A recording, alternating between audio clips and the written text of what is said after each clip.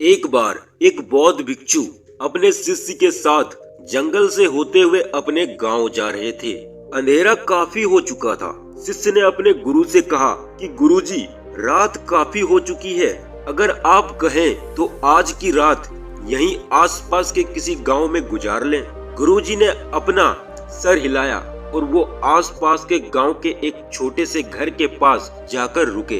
अब जैसे ही वहां गए तो बौद्ध भिक्षु के शिष्य ने दरवाजा खटखटाया। उस घर से एक गरीब आदमी बाहर आया तो बौद्ध भिक्षु ने बोला, हम अपने गांव जा रहे थे, लेकिन काफी रात होने की वजह से हमने इस गांव में रुकने को सोचा। क्या हम आज रात आपके यहाँ रुक सकते हैं? गरीब आदमी बोला, हाँ क्यों नहीं, आप दोनों अंदर आ जाइए। अब जैसे ही गुरुजी अंदर गए, उन्होंने देखा कि उस आदमी के घर में बहुत ही ज्यादा गरीबी थी।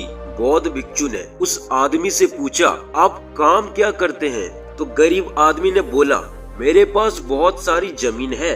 तो बौद्ध भिक्षु ने बोला, अगर तुम्हारे पास इतनी सारी जमीन है तो इस तरह क्यों रह रहे हो? वह आदमी बोला, यह किसी काम की नहीं है।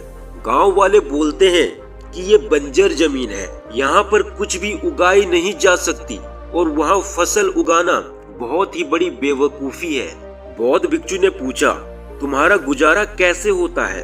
तो उस आदमी ने बोला, मेरे पास एक भैंस है जिससे पूरा मेरा घर चलता है। यह सुनने के बाद बौद्ध भिक्षु सो जाते हैं और रात में जब सब सो रहे होते हैं तो गुरुजी अपने शिष्य को उठाते हैं और उस गरीब आदमी के भैंस लेकर उस गांव से चले जाते हैं और अपने गांव में आ जाते हैं। शिष्य ने अपने गुरु से पूछा कि गुरुजी, कहीं आप ये गलत तो नहीं कर रहे हैं? उस गरीब आदमी की रोजी रोटी इसी भैंस की वजह से चलती है।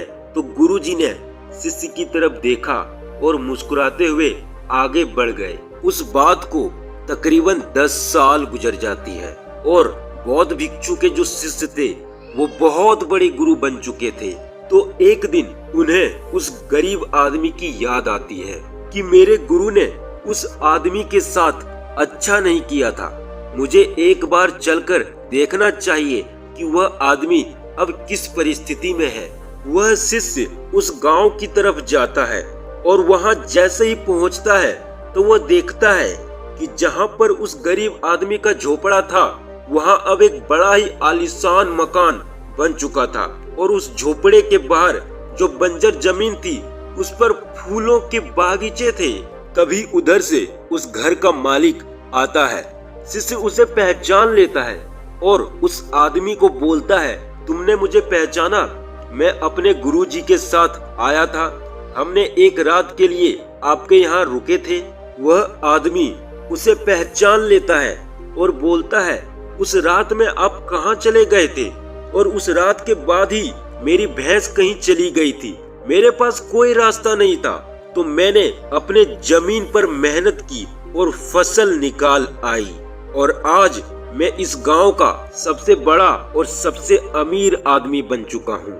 यह सुनने के बाद उस शिष्य की आंखों में अपने गुरुजी के लिए सम्मान के आंसू आ गए थे और उसे ये बात अब समझ आ गई थी कि वो रोने लगा।